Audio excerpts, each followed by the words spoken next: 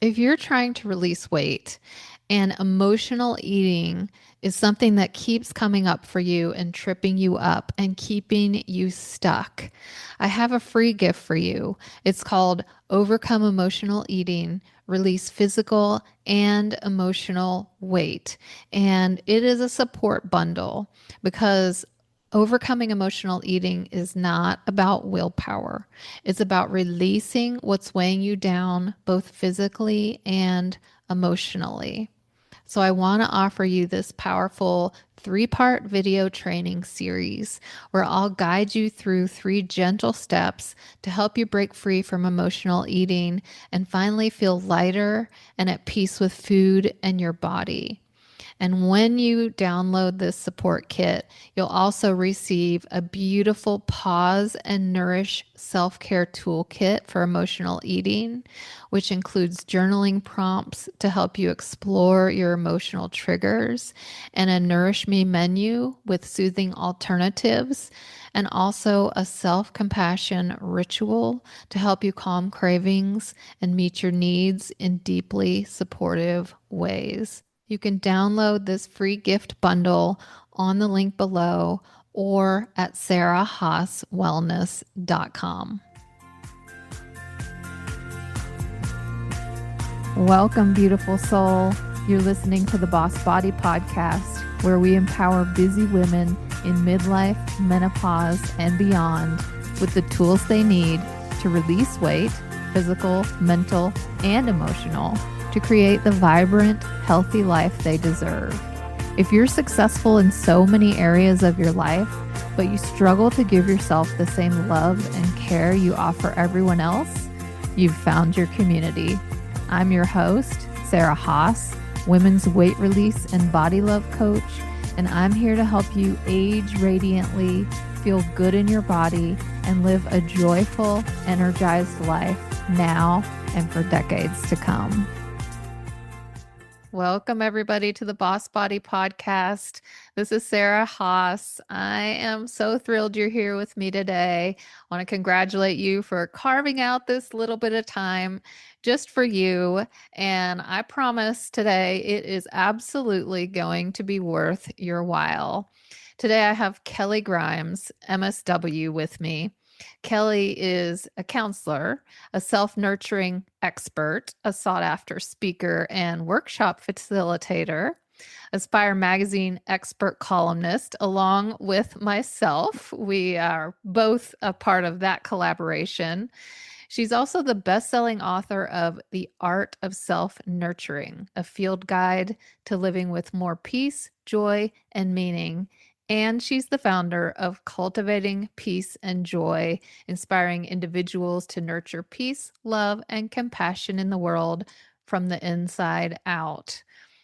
And Kelley's going to talk to us about a topic that I know I have struggled with, and I know a lot of women struggle with, and that is self nurturing, self compassion, self love. We are naturally givers, lovers, nurturers, but in the process of caring for all the people and all of the things in the world that we love the most, we often neglect ourselves and our own health, our own self compassion, our own self care practices get thrown under the bus. And so Kelley's here to talk to us about how we can get back in touch with ourselves and start creating those self love practices for ourselves. Kelley, it's so great to have you. Thank you for being here. I'm so delighted. Yeah, I love what you do, and I feel like we're so in alignment with this message of choosing, your health, your well-being, your priorities, your relationship with yourself, and in doing that, allowing you to have so much more energy, so much more compassion, and so much more presence for all the other relationships in your life. Self-nurturing is not an either or. I think sometimes we think that. And so we're like, oh, I have to choose other people or I have to choose myself. And I think, my message is really it's about both, right? We're nurturing all these things within ourselves to then create them in our lives and in the world. Yeah, I would love to hear your story. I kind of shared that, yeah, self-care, self-nurturing has in the past been a struggle for me. I do much better with it now. I learned a lot of lessons through having breast cancer on how important it is to really allow yourself that same focus that you give everybody else. Is that a path that you were on for a while, and if you could tell us a little bit about that, and then how you came to be an expert in helping other women do the same. Absolutely. So what I would say is I am a professional nurturer. I am a social worker. I'm a counselor. I've worked in the domestic violence field and substance use disorder, mental health fields for years and years, where I very much was focused on helping people find their way back to themselves. And at the same time, I have two children, and they both had major health challenges all growing up. So I was at work nurturing, and then I would come home and I was nurturing. My older daughter had epilepsy, so there was a crisis management aspect of that, never knowing when she'd have a seizure, and then a lot of impacts, not only from the seizures themselves, but the impacts of the medication and other things. And I got to a point where whether I was home or whether I was at work, I was in this outpouring of giving and completely neglected myself. I didn't even have myself on, it wasn't like I even knew I was a priority. There was such need externally that I lost a connection with how I felt, with what I needed. And I find this over and over as I'm working with women. There's this deep sense of when your attention has been external for so long, we don't even know how we feel and what we need any longer. And so then it's really hard to make choices that are nurturing, that are supportive, that are in alignment with our values because we're so disconnected from them. So I think, I came to a point, and I've had the honor of writing this. It's in my book. It's in um, multiple other collaborative books I've been a part of, sharing part of the story. But I got to a place where I was so overwhelmed and depressed and burnt out and really filled with despair. My daughter kept suffering. I was doing all these things to support her. That wasn't shifting. I was giving a lot in my job and felt just the overwhelm of all of those responsibilities. And I had given so much, my cup was completely empty. My well was empty. Like I see that there's a difference between your well and your cup. They both were empty. Like there was just no reserves. And I got to a point where I thought, it would be so much easier to step in front of the next passing car than it would be to continue to live this life with so much hopelessness. And I'm so grateful that I did not make that choice, although I have deep compassion for folks when they just feel so desperate. I said in that moment, like, what would be the antidote to this? And what I heard, Sarah, from my soul's wisdom was joy. Joy would be the antidote. I'm thinking joy. I'm standing there like, what do you even mean? I hadn't even considered joy. I hadn't even considered that to be part of a solution. So I used all the energy that I had always used towards finding solutions for my clients and my daughters with their health challenges. And I started researching, well, what would that look like? Like, what would it look like if I created a joy list and I chose one thing each day, right? Not overwhelming, not, oh, I was going to go from hopelessness to joy. Not at all. That's where the cultivating peace and joy comes from in the work that I do. It was like, what's one thing I could do? And what I noticed is even prioritizing that, even refocusing my energy on one empowering, nurturing, kind, loving thing that I could do each day to connect with joy started to transform how I understood myself, how I understood my choices in the world. That there was more than just the sorrow. Anyone who's dealt with grief, because there was so much grief not only with my daughter's epilepsy, but we had all these people die. There was so much going on in this time that I felt so overwhelmed. And grief drains you, right? Grief makes you feel very alone and isolated. So actually finding that tending to those parts of myself, not just thinking that joy was going to be the only solution, but joy opened up space, kindness toward myself, that I could start to nurture those other pieces that were really hurting.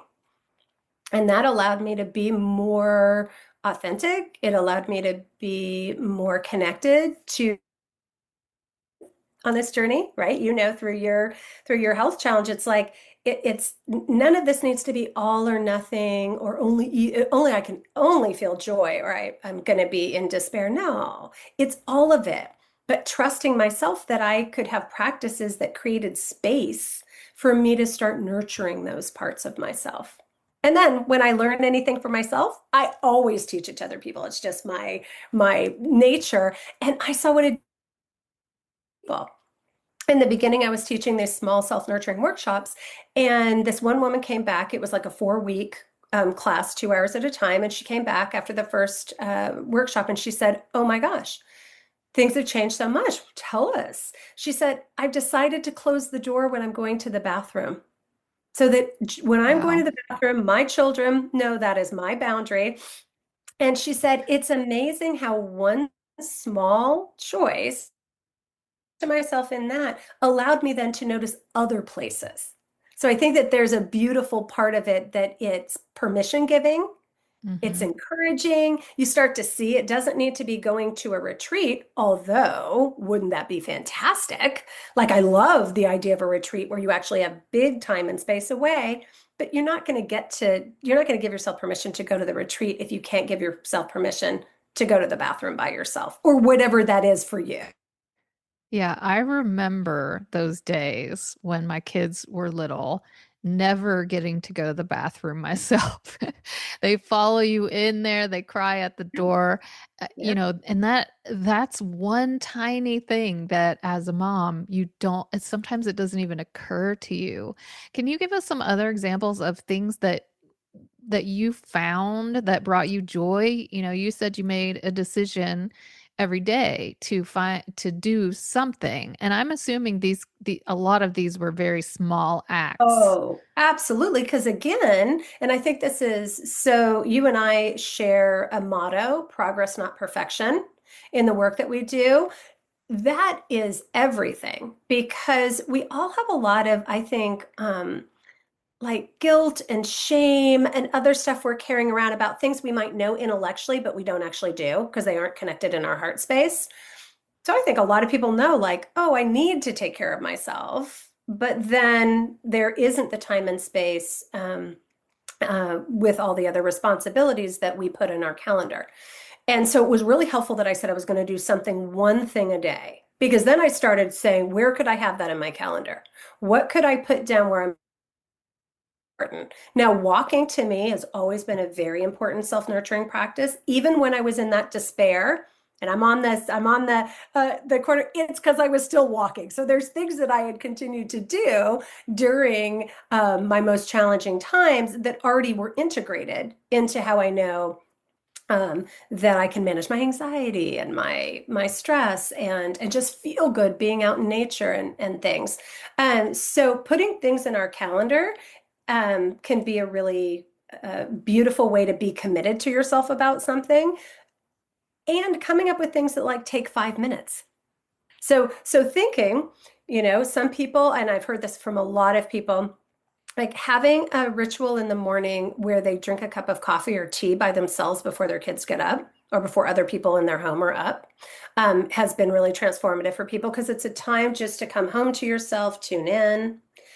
There's a practice that I teach people called the arrival technique, that is all about just tuning in to our breath, to our bodies, to our minds. What are our minds doing? And then coming to ourselves with gratitude. That easily does not need to take more than 5 minutes, but it's just this intentional coming home to ourselves. It's this intentional moment to connect with us. One of the things that I feel like is really important about self-nurturing is that it doesn't become another to-do on our to-do list, because that's where Mhm. we can have shame and guilt about stuff. And I hear people do that a little bit to each other, like, well, what have you been doing to take care of yourself? As if people don't want to do that. Of course they do. It's just hard to take the first step, or it's hard to develop um, uh, almost a commitment to yourself that you're as important as the rest of the folks.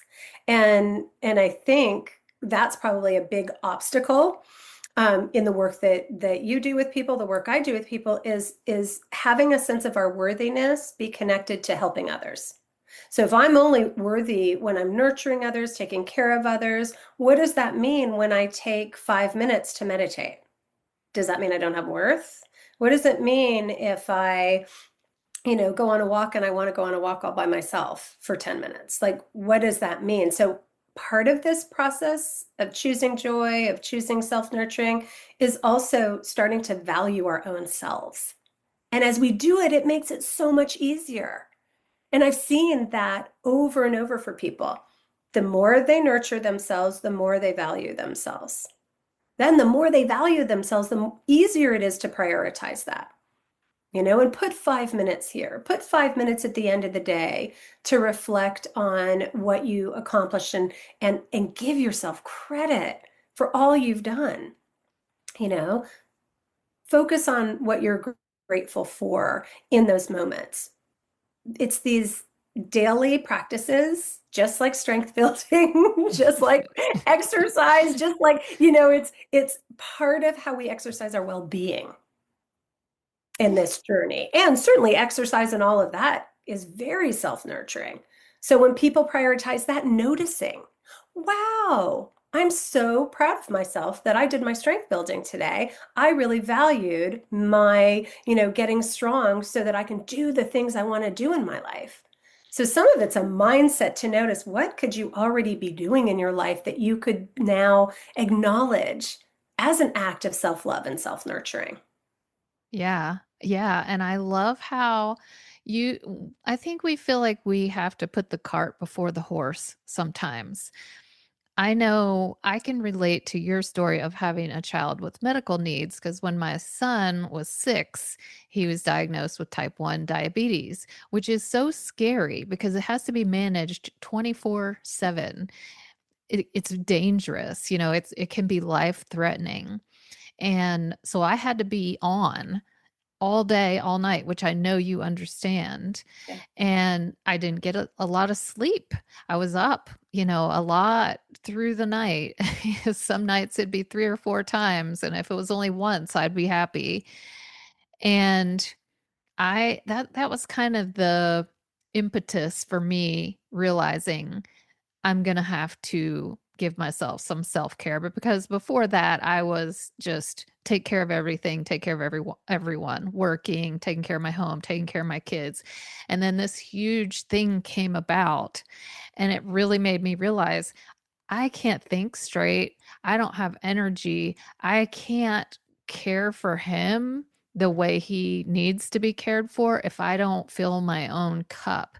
And one of the things that I always felt so guilty, which is ridiculous, for being tired. And if I took a nap in the day, which I worked for myself, so I could carve out that time, but I Mhm. just felt so guilty doing that. And I'd be so hard on myself, like, you're lazy. What other people do it? What's wrong with you? And that was one of the small things that I just said, you know what? I have to give this to myself because I am running on Yeah. fumes here and I cannot keep this up. And so I like how you said, you know what? Start a few little practices. Your morning cup of coffee. For me, it was a short nap in the Mhm. afternoon because underneath the lack of self care is a lack of self worth and Yes, worthiness. And that totally. brings up that shame and that Yeah. guilt. I, And I think it's really important what you just said about thinking to yourself, what is wrong with me? That is the most universal thing that I hear from people. They say, I see everybody else doing all these things. Why can't I? What is wrong with me? And what I say is wrong is not with the person, it's with the expectations that we hold ourselves to. That's one of the most undermining things to our value and worth. Because if I hold, that's why I love progress, not perfection.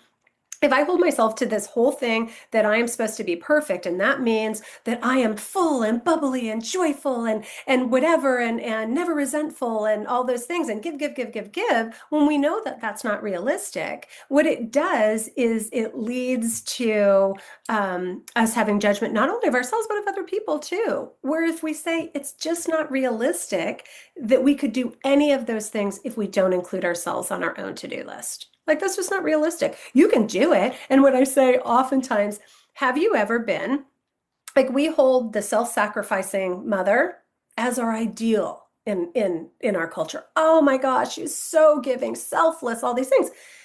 And absolutely no disrespect to that woman, because I think we've all been her. She was resentful. She didn't feel appreciated. She was impatient.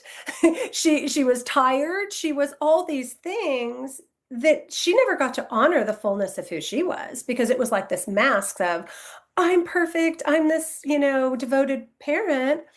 Guess what? I'm a whole lot better as a parent, a grandparent, a friend, a colleague, a counselor when I have nurtured myself. Then I can really show up in that generous and generative and loving and compassionate way. And so I almost think it's a mindset shift Oh, it that is the 100%. ability to do a big, revolution, a big transformation in the way we look at things. And don't expect anybody. You wouldn't expect that of your phone. If you didn't plug in your phone, it would not work.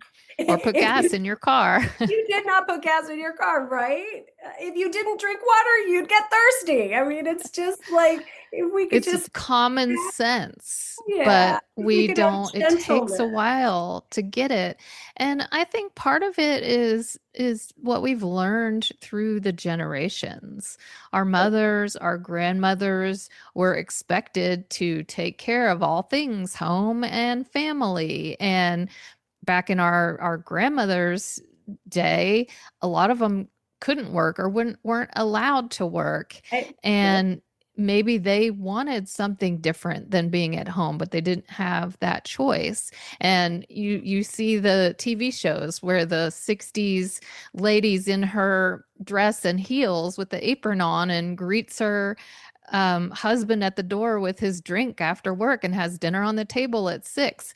Obviously, that's changed, thankfully, over the years, but I think some of that still is there. It's still it changed some with our mom's generation and it's getting better with our generation, but it's something that's learned and it's something that society still reinforces.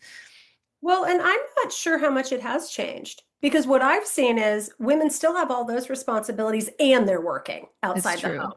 Yep. So maybe some, I'm really lucky because my husband's always been a partner in those things. Um, But I don't see that all the time. I see people still have the expectation they're supposed to pick the kids up after school, do this, do that, and running their own businesses or working 3 jobs or Absolutely. whatever people do. So I do think that there is an opportunity for gentleness to ourselves, for us to decide how we want to do it because we can change the expectations we have of ourselves. We can have beautiful conversations as a household, say, how can we work together on these things? Like we can make those changes in our own families and our own lives. But if you are judging and criticizing, if your inner critic still tells you you are not enough, that you at what is wrong with you, that you cannot do all of those things that are completely unrealistic for any human being to do, you're not going to take a gentle step towards yourself. You are going to hold yourself to um, a different way of living than will allow you to thrive, allow you to have That's the so well-being, true. allow you to have a sense of peace. I mean, inner peace is so important. especially in these days where we might feel unsettled with things that are happening outside of us that we have no control over. So really settling our nervous systems, like when you ask me like, what's a self, what's something that you can do? I worked really intentionally on how I could calm my nervous system, similar to you. So I didn't stay in that place of crisis management all the time, thinking, "Oh my God, what am I going to do?" Because that didn't allow me to be present in the moment. That allowed me to be fearful of what was coming. And I had no control over it anyway. I could plan all around it and still something could happen. So I think really having practices too, where we're breathing, where we're in tune with our bodies, where have whatever form of mindfulness or meditation that serves you. Could be putting dancing and just feeling like connected in the moment with your body. But whatever we can do to settle our nervous systems, that is a deeply nurturing practice that has ripple effects. All of the research shows that if I'm settled, if my nervous system is settled and we connect, I can help draw you down to a more settled place. If I'm not settled and you come in really anxious, you can draw me up. So think about that in our lives where we can have really positive impacts is to connect and ground ourselves first before we're working with colleagues or clients or our families or whatever. And that's a self-nurturing strategy that has incredible positive ripple effects in our lives. Yeah, and I think one thing that really started changing my mindset around this self-care, self-nurturing time was when I told you when my son was diagnosed and I was taking care of him. It always feels like when the situations are more stressful, when you have more going on at home, at work with kids, whatever, you feel like, well, I have less time for self-care. I can't. There's just no time. But really, that's when you need to amp up the self-care to balance that Totally. out, to balance your nervous system. Exactly. And the mindset shift that really helped me was when you take these little bits of time, it's not a whole lot of time, a 20-minute nap, a 15-minute walk outside, you have a clearer mind, you have more energy, you'll be more productive, you'll be more creative, you can be more present for those in your lives. And for me, that was the starting point because I could not get over that guilt. I could not get over that shame, that thinking I wasn't doing enough, I wasn't checking enough things off. But that is what got the ball rolling for me was just, oh, I can do a better job at everything and get Yeah. more done in less time Yes. if I take these little moments. And I just feel like it's so important. And that's why I love the work that you do is for women to give other women permission Yeah. not to be perfect and to understand that none of us is perfect. We're always comparing our behind the scenes to Yeah. someone else's highlight reel. We see Totally. them on Instagram or we see Totally. them out in public or we see, them dropping off their kids, whatever it is. And we're seeing what they're showing outwardly.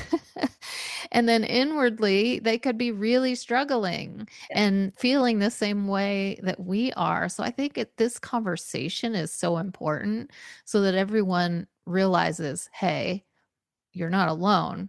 We're all doing this. We're all struggling and you're worthy. You're worth it. You deserve this. Mhm. And you said earlier in my bio that I'm a self-nurturing expert. Friends, the reason I'm a self-nurturing expert is for the last 15 years, I have read about it, written about it, practiced it, done workshops all the time. I don't see my expertise as like, I know it. No, like I continue to challenge myself to go, what does self-nurturing look like where I am today? So now I'm a grandmother, I'm not a mother.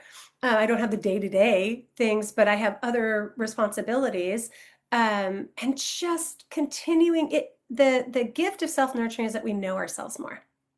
We can express more of what's in ourselves, our creativity, our authenticity, all of those beautiful parts that are our unique gifts to the world.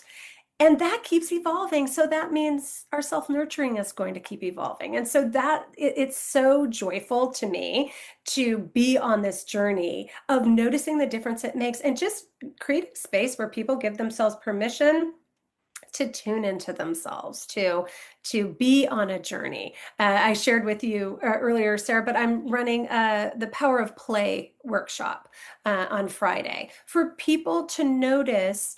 Play is such a nurturing practice, but for people to notice how can they create these spaces in their lives where they can be filling up and not like, oh, it's this intentional thing. It's great if it's intentional, but I mean, like, how can you put things in your life? So whether you're with your family, your colleagues, wherever you are, there's a joyfulness that is being cultivated that is going to help support and sustain us with all the change that continues to happen in the world and all the things that are out of our control, the things we have in our control to me are really exciting to like figure out what those are and to be on a journey of exploration. So, if there is a woman listening, which I'm sure it's pretty much all the women listening, who are seeing themselves in our conversation, oh my goodness, I'm always overwhelmed. I'm always stressed. I feel like I never have time to eat well. I never have time to exercise. I never have time to rest. Where would you tell them to start? Because it can feel like, okay, I'm hearing you. This sounds great. I really want to feel better. What would be a good first step? I think a good first step would be some sort of morning practice. And it could be maybe 10 minutes, but a morning practice where your first instinct is not to pick up your phone. Because what happens is the minute that you pick up your phone, you are externally focused.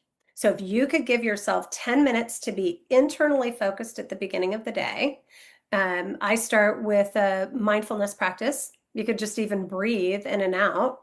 I add gratitude onto that. So, one thing, what's one thing you're feeling grateful for? Gosh, I woke up again this morning. I have a whole nother day, whatever it is for you. And then set an intention. Maybe there's an intention to be kinder to yourself for the day. I'm going to notice when I start to be critical and I'm going to be kind. I'm going to say you are doing the best you can. Or I am grateful for the way you continue to, take on this challenge or whatever it is. So starting really small. If people love to have like a cup of coffee or like have what you do for yourself in the first 10 minutes of your day be for you. And if that means that you have to get up a little bit earlier, try it out. Like this Yeah, all 10 gets to be minutes. your You're not thing. saying get up an hour Like, earlier, yeah, 10 minutes. try it out and see what difference it makes. The thing I've noticed about self-nurturing the most is that when people feel a benefit of it, they are more committed to continuing it. Hmm. Just like with exercise or anything else, it's giving yourself some period of time to do that. And then you're going to if you can, like just tune in, like, how are you feeling this morning? What's one nurturing thing that you could do for yourself in the day? Maybe it's like, oh, I'm feeling like I miss my friend. I'm going to give her a call, or I'm going to text a gratitude to my grandmother because I haven't connected with her in a while. And that would make me feel good. Like, remember, nurturing things can be in relationship with each other. They can be the kindness that you share. They can be something, that you put a note and maybe you have some inspiring thing you want to say to yourself and have a note up so that's the first thing you see. Good morning, beautiful. Whatever that is, so that you are nurturing a relationship with yourself and that you take 10 minutes at the beginning of the day to do that.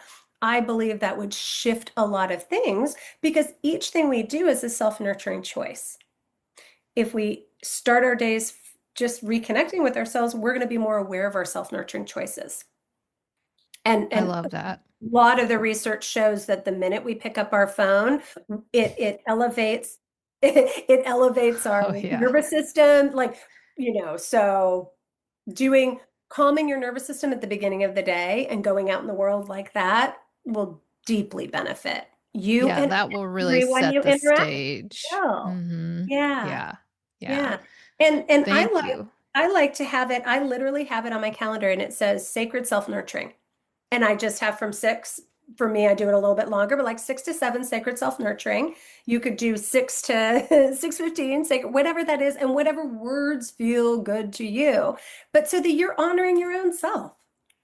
It's beautiful. It's It beautiful is. when we're able to do Yeah. that with ourselves. Yeah, I love that. And I love that it doesn't have to be long and complicated because that may feel like a stretch when you're first starting Oh, out. absolutely. But just a small thing in the morning for yourself Yeah. that's really easy to work in, and it really sets the stage for the rest of your day. And I feel like this is a perfect segue for me to mention that Kelley has a gift for everyone who is listening, and it's a self nurturing starter kit, which includes guided meditations, self nurturing affirmations, and gorgeous PDFs to help you embrace the benefits of nurturing yourself. That would be the perfect thing to grab for yourself and use that as your first act of self nurturing in the morning. So it's a no brainer. Grab your coffee, listen to one of Kelley's meditations, do some affirmations. So thank you for that, Kelley. And thank you for all the wisdom you've shared. It's just so important for, like I said, as women to give other women permission and to live the example so that you can see, hey, this is doable and it's going to greatly improve your life and your joy. So I want to thank you so much for being here. Thank you so much, Sarah, for having me. And thank you all for tuning in. It was my joy and my honor, and I will see you soon. Thank you so much for being here. I'm honored that you've chosen to spend your time with me and allowed me to be part of your journey. In case you need to hear this, you are enough. You're smart enough. You're successful enough. You're beautiful enough. You're important enough. You are enough right now, just as you are. You were enough yesterday. You'll be enough tomorrow. If this episode resonated with you, I'd love for you to subscribe and share it with the amazing women in your life who could use a little extra love and support. Take care of yourself, and I'll see you next time.